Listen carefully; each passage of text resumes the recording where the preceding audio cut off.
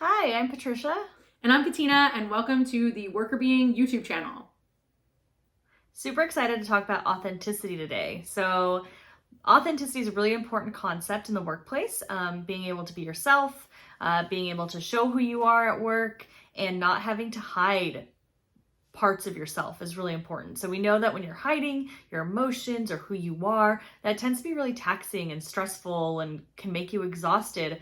So for your wellness, it's actually better to be authentic at work, being yourself, being able to show your personality and who you are. You don't have to be like a hyper super divulger of everything about you, but being able to be comfortable and act the way that you naturally want to behave is best for your well-being. So authenticity in the workplace is super important because it does allow us to just be who we are in our lives and not have to change and shift and create some additional tension when we're already in a work environment that could be stressful in and of itself. Yeah, and a really great way to make sure that you're in an environment where you feel like you can be yourself. And there are a couple different ways that you can be yourself, right? It can be, can you really show your true personality, who you really are as a person, what matters to you, your values. It can also be, can you be authentic to yourself from more of a demographic perspective? Like, can you talk freely about the type of family that you have? Can you talk freely about, your identity, your racial identity, gender identity, sexual orientation, those sorts of things. And so there's a couple different ways that we can think about authenticity. And so a really good way to ensure that you're in a place where you can speak freely and be yourself at work is to create an environment where you have a community or a support system.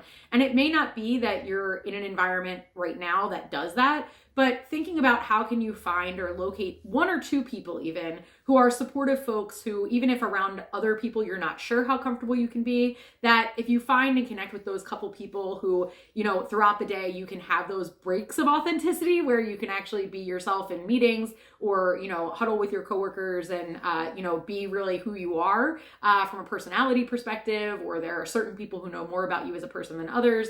Even just having a couple of contacts that you can be authentic with is better than having none. So, if you're in charge of an organization and you can create those opportunities for people to connect and be authentic with one another, or make it more likely that they'll feel like they can be authentic with one another, that's one thing to do from a top-down perspective.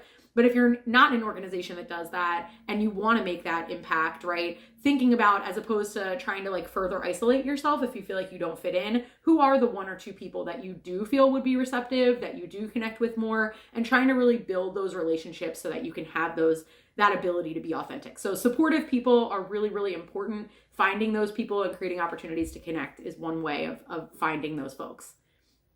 And I think what you touched on is really important because we're talking about, ideally you're authentic all the time, but that's not going to happen, right? And you're talking about certain pockets of people that might be safe places where you can be more authentic.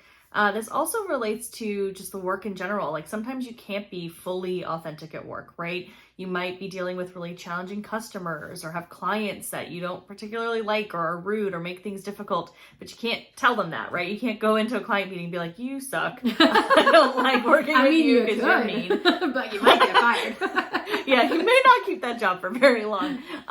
So your behavior within the context of your work might have to be a little bit more polished or more geared towards some sort of satisfaction metric, or keeping your clients and customers happy. Those types of things do happen.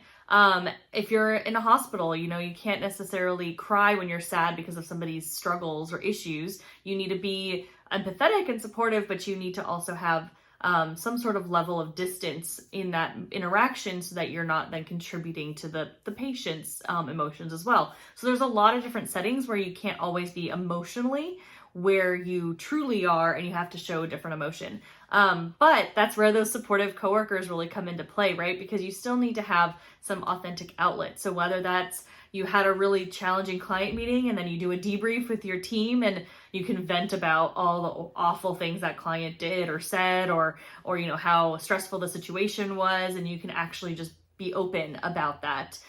You can go to happy hour with your coworkers, or I guess in the pandemic times, maybe Zoom with them, what have you, and talk through those things. So being able to have a place where you're still authentic at work, even if for some of your job or some of the time you can't always be, is really important to help you kind of let that out, so you're not harboring it, you're not just keeping all of it in and then continuing to create more exhaustion, more stress for yourself because you're not able to be and show the emotions that you want to show, right? Yeah, so I think kind of bringing these ideas together, there's probably not going to be a work scenario where all day, every day, you can be exactly who you are outside of work. And so we need to think about how we can find workplaces that maximize our ability to do that. So if you're in a place where you feel like you can never be yourself, that's really a big problem. But it's really about finding those pockets of authenticity. And the ideal state would be that when you're with your coworkers, you all can be authentic about who you are, your personalities, etc.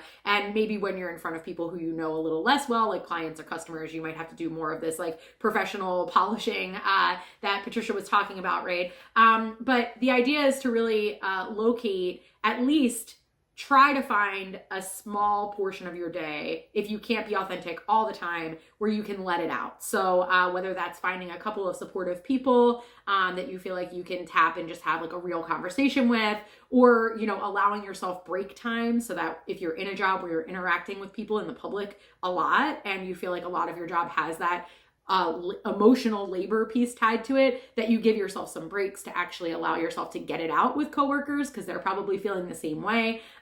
So there are a lot of different ways to be authentic, and there's a lot of different ways to gain authenticity.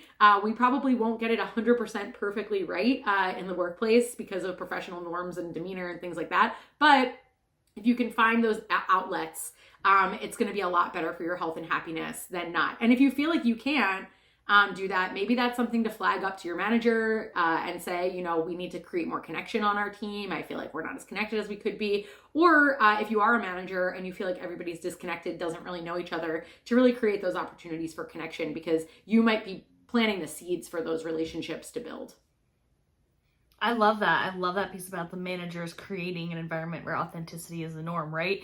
Be yourself too, right? If you're a manager, come into meetings with your team and be vulnerable, show who you are, to allow them to feel like they can do the same thing. So I think that's a really, really, really great point. Again, thinking about how you can bring in some more authenticity into your day at work is super crucial. Hopefully some of these tips are really helpful for you. We'd love to hear your feedback, thoughts, and what maybe struggles you've had in terms of being authentic at work in the comments. So please feel free to share. And as always, subscribe so you don't miss any of our videos. Thanks for watching.